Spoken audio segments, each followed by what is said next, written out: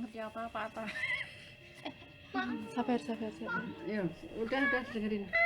Makasih. Mbak Ina nggak boleh tutup. Langsung tinggi banget loh. Apa ya guys? Alhamdulillah Ramadan. Bisa diem gak? Ayo ndang adine ki Ya. watuk lho ben ndang istirahat adine. Assalamualaikum warahmatullahi wabarakatuh. Waalaikumsalam warahmatullahi wabarakatuh. Alhamdulillahirabbil alamin. Assalatu wassalamu ala asrofil anbiya'i wal mursalin nabiyina Muhammadin wa ala alihi wa ashabihi ajma'in amma ba'du. Pertama-tama dan yang paling utama, marilah kita panjatkan syukur alhamdulillahirabbil alamin karena saat seperti ini kita masih diberikan berkah, yaitu kesehatan, ketenangan jiwa, ketenangan hati, dan juga saudara-saudara yang soleh-solehah Amin ya Allah. saling menguatkan satu sama lain. Amin ya Allah. Alhamdulillahirabbil alamin. Selanjutnya selawat serta salam Allahumma sholli ala Muhammad wa ala ali Muhammad selalu kita curahkan kepada junjungan kita Nabi Agung Muhammad sallallahu alaihi wasallam. Dan kemudian semoga kita sekeluarga mendapatkan termasuk golongan orang-orang yang mendapatkan syafaat di yaumul akhir nanti. Amin. Pada kesempatan Kultum kali ini saya akan sedikit sharing tentang bagaimana Islam itu menjadi suatu agama, satu-satunya agama yang kemudian betul-betul mengatur, mengkonten segalanya, segala hal, dari hal-hal yang kecil sampai kemudian yang sangat besar kayak gitu. Nah, berhubung saya mendapatkan mata kuliah hubungan internasional, jadi saya akan fokus pada terkait konsep Islam dan perdebatan globalisasi, yang itu merupakan perdebatan terakhir mantap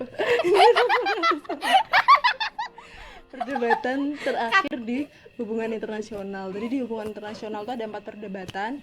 Nah, itu menunjukkan waktu dan juga apa yang isu yang sedang banyak diperbincangkan. Nah, sesuai dengan hitungannya, maka perdebatan keempat ini adalah yang bahasanya paling baru, paling update.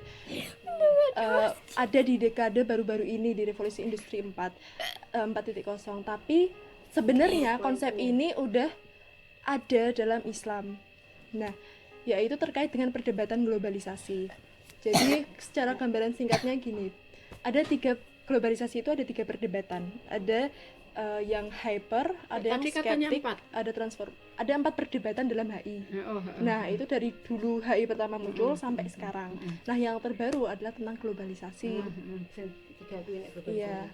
Nah, globalisasi ini perdebatannya ada 3. Yang pertama yaitu hyper. Nah, ini masalahnya ada tanya. Yang kedua skeptik, yang ketiga adalah transformasionalis. Nah, kalau hyper, sesuai namanya hyper globalis, maka orang-orang yang setuju dengan teori ini, mereka itu berpendapat bahwa sangat pro gitu sama globalisasi. Jadi mereka berpendapat bahwa globalisasi ini benar-benar menguntungkan semua negara, semua individu, dan ini nantinya dengan globalisasi itu bisa melahirkan kesejahteraan. Tapi kalau skeptik globalis itu mereka berlawanan dari hyperglobalis. Mereka berpendapat bahwa globalisasi itu hanya alat bagi negara-negara maju untuk bisa mengeksploitasi negara-negara berkembang dan miskin. Negara-negara miskin. Nah, sementara transformasionalis ini dia bahasanya ada di titik tengah. Jadi mereka ini setuju dengan adanya globalisasi, tapi dengan tidak mengurangi peran negara. Jadi kan kalau globalisasi itu bahasanya nanti diserahkan ke pasar. Jadi yang berkuasa itu adalah perusahaan-perusahaan, bukan negara. Bahkan negara bisa diatur sama perusahaan gitu. Nah, tapi kalau si transformasionalis ini mereka setuju ada globalisasi, tapi bukan berarti negara itu terus tidak berperan. Jadi negara itu harus diperkuat. Jadi ada redefinisi dari negara ini sendiri kayak gitu. Nah, yang penting dalam tiga perdebatan ini, mereka ini sama-sama memandang dunia saat ini itu adalah dunia yang hyperglobalis. Walaupun mereka punya pendapat skeptik, punya pendapat transformasionalis, tapi mereka berpendapat dunia saat ini itu adalah hyperglobalis. Dan karena dunia itu hyperglobalis, maka mereka memandang akan ada pergeseran di masa depan. Orang-orang itu tidak, dunia ini tuh nggak akan terbentuk masyarakat kosmopolitan. Jadi masyarakat kosmopolitan itu masyarakat dunia, nggak ada masyarakat negara. Jadi nggak ada batas-batas negara gitu. Nah kan gini, sejarahnya itu kan dulu negara itu kan bahasanya kayak satu monarki gitu kan ya, satu kerajaan. Tapi kemudian setelah ada revolusi, akhirnya kan dibentuk batas-batas jadi negara-negara. Nah tapi itu bakal kehapus gitu dengan teori kosmopolitan ini. Karena apa kok bisa ada masyarakat dunia? Karena yang pertama adalah teknologi itu sangat maju. Jadi kita kayak easy going gitu, mau kemana-mana gampang, bisa naik pesawat gitu loh, buat pindah dari satu negara ke negara yang lain gampang. Terus habis itu kita saat ini di waktu yang sama bisa tahu apa yang sedang terjadi di negara lain, di Jepang, di Jerman, di mana-mana kita tahu apa yang terjadi di sana kayak gitu. Nah itu membuat kemudian dunia itu terasa seperti borderless gitu, seperti tidak ada batas-batasnya. Nah terus wujudnya itu ini semua mengakibatkan orang itu kemudian juga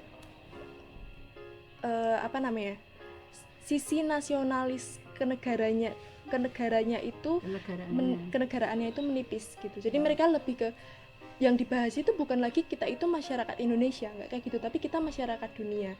Makanya misal ada sekarang di Palestina seperti ada yang butuh bantuan kayak gitu, semua itu bergerak gitu, semua itu sama-sama bergerak. Nggak yang kayak ya, kalau di Palestina sendiri, kalau misal di Myanmar sendiri kan nggak kayak gitu. Sekarang kan udah bahasanya kayak ya itu tadi, karena masyarakat dunia jadi solidaritasnya itu lintas negara kayak gitu. Nah, ini konsep yang baru dibicarakan di dekade ini, tapi sebenarnya itu sudah dibicarakan di jauh sebelum ada mungkin sebelum hubungan internasional itu dicetuskan kayak gitu. Ketika zaman Rasulullah pun udah konsepnya itu kan umat Islam itu bagaikan satu badan gitu. Ketika ada satu yang dia itu ada satu bagian yang dia sakit, ada satu bagian yang dia misal dalam tekanan, maka yang lainnya itu juga akan merasakan itu kayak gitu. Nah itu kan nggak dipisahkan antara kalau misal masyarakat Mekah yang ini kita solidaritas gitu, tapi kalau misal masyarakat Madinah ya kita nggak usah urusan karena kan kita masyarakat Mekah, kan nggak kayak gitu. Tapi kan bener-bener ya semuanya gitu loh, solidaritasnya itu atas nama ya kita ini tuh umat Islam kayak gitu, bukan ke soal dia hidup di mana kayak gitu. Nah maksudnya kalau dalam Islam itu tidak ada batasan geografis gitu kan, batasan iya, geografis betul. Gitu nggak ada Untuk iya, jadi bahwa kalau misal kalau misal ada orang yang bilang Islam itu adalah agama yang kulot, agama yang kemudian kolot itu nama celana kolot terus kalau terus kayak agama yang so old lah, nggak modern. Nah itu tuh sebenarnya sangat fatal buat bilang kayak gitu, karena kenyataannya teori-teori yang baru aja bermunculan itu semua itu sudah ada di Islam kayak gitu, jauh sebelum termasuk social distancing. Iya, social distancing, semua ide-ide soal yang ada di hubungan internasional dari sisi politik, ekonomi dan lain-lain itu tuh sebenarnya juga udah ada teorinya, itu sudah ada dalam konsep-konsep Islam seperti itu. Jadi kita harus bangga dan harus optimis masa depan milik Islam. Iya, dan kita juga harus pandai dalam menarasikan bahwa Islam itu memang ya agama yang modern gitu. Kadang tuh kayak kita tuh fokus buat ngomong hal-hal yang itu tuh bikin kita lupa gitu untuk merelevansikan antara teori-teori sekarang dengan yang sebenarnya itu tuh udah ada di Islam kayak gitu. Ada kayak bahasanya separatisme gitu, antara yang itu tuh berhubungan sama ilmu pengetahuan dengan yang kayak fikih kayak gitu. memisahkan. Nah, itu tidak seharusnya terjadi gitu. Jadi perlu kita itu dakwah sesuai dengan lininya masing-masing. Misal Mbak Ina dengan di statistik itu kan juga sebenarnya itu kan ada pasti ada poin-poin Islam di sana kayak gitu. Nah, Mbak itu Iva makanya di perlu kayak psikologi. gitu. Mbak Iva di psikologi, Penting terus banget itu Mbak Iva itu. Mbak Ya di HI, terus Ata di Penting itu, kedokteran, kalau mau kedokteran, kalau mau polisi atau apa. terus Mas kayak Abdan yang mau gitu. ke Akmil. Betul sekali, dan itu Kakakmu Tidak mau kemana itu memisahkan. nggak jelas. Ya mau kedokteran, ya mau apa macam-macam Ngerti cita-citanya. nggak itu? Boleh ganti-ganti. udah Aku lama juga ya. mau ganti-ganti. Sekian yang dapat saya sampaikan. Kurang lebihnya Menurut mohon kalian maaf. gimana? Wassalamualaikum warahmatullahi wabarakatuh. Waalaikumsalam warahmatullahi wabarakatuh.